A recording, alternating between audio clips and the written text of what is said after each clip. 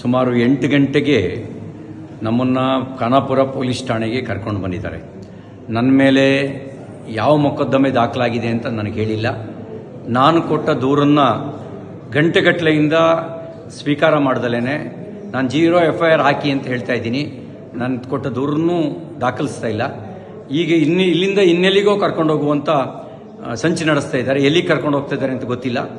ನನ್ನ ಜೀವಕ್ಕೆ ಅಪಾಯ ಇದೆ. ನನ್ನ ಜೀವಕ್ಕೆ ಏನಾದರೂ ಅಪಾಯ ಆದರೆ ಅದಕ್ಕೆ ಕಾರಣ ಇಲ್ಲಿರುವ ಕಾಂಗ್ರೆಸ್ ಸರ್ಕಾರ. ಅವ್ರ ಜವಾಬ್ದಾರಿ ಹೊತ್ಕೋಬೇಕಾಗತ್ತೆ. ನನ್ನ ವಿರುದ್ಧ ಸುಳ್ಳು ಸುದ್ದಿ ಹಬ್ಬಿಸಿ ಸುಳ್ಳು ಕಂಪ್ಲೇಂಟ್ ಕೊಟ್ಟು ನನ್ನನ್ನು ಕೊಲೆ ಮಾಡ್ತಕ್ಕಂಥ ಸಂಚು ನಡೆಸಿದ್ದಾರೆ. ಇದಕ್ಕೆ ಸಂಬಂಧಪಟ್ಟಂತೆ ನಾನು ಸಭಾಪತಿಗಳಿಗೂ ಈಗಾಗಲೇ ದೂರು ಕೊಟ್ಟಿದ್ದೀನಿ. ಹತ್ತತ್ರ 3:45 ಗಂಟೆ ಆಯಿತು ನಾನು ಪೊಲೀಸ್ ಠಾಣೆಗೆ ಬಂದು.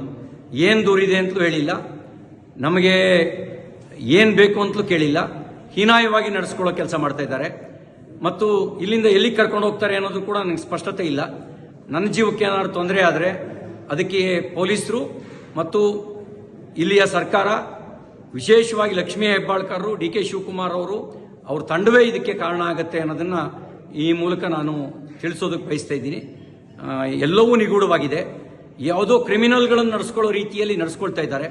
ಅವರು ನಡೆಸ್ಕೊಳ್ತಿರೋ ರೀತಿ ಅನುಮಾನ ಹುಟ್ಟಿಸ್ತಾ ಇದೆ. ಪ್ರತಿಯೊಂದು ನಡೆಯೂ ಕೂಡ ಅನುಮಾನಾಸ್ಪದವಾಗಿದೆ ಅವರು ನಡ್ಕೊಳ್ತಿರ್ತಕ್ಕಂಥ ರೀತಿ. ನಾನೊಬ್ಬ ಜನಪ್ರತಿನಿಧಿಯಾಗಿ ಮಂತ್ರಿಯಾಗಿ ಕೆಲಸ ಮಾಡಿದವನು. ನಾನು ಕೊಟ್ಟ ದೂರಿಗೆ 0 FIR ರಿಜಿಸ್ಟರ್ ಮಾಡಿ ಅಂತ ಹೇಳಿದ್ರೆ ಮೀನಾಮೇಷ ಎಣಿಸ್ತಾ ಇದ್ದಾರೆ.